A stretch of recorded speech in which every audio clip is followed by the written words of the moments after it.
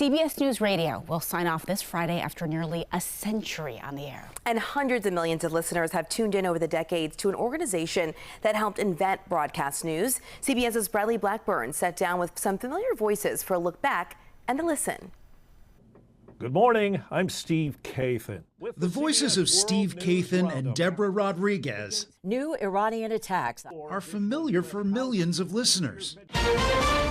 Part of the CBS News Radio team that's on 24 hours a day, 7 days a week. I've always thought that it's so important to get a thorough message out to listeners. It's an American institution. I mean, it's a place where broadcast journalism was born. For more than 15 years, Kathan has anchored the World News Roundup, the longest-running network newscast in history. Just that sort of linkage makes you want to lift your game up. The first roundup aired in 1938. This is Bob Trout speaking to you from New York, opening Columbia's shortwave transatlantic program. And through World War II, CBS News Radio, led by Edward R. Murrow, became vital for the nation. Hello, America. This is Edward Murrow speaking from London. There were more German planes over the coast of Britain today than at any time since the war began.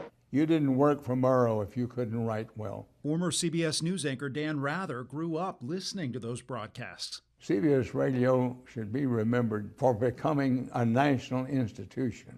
Very important to the development of news other than newspapers. We're out there covering the war in Iran right now.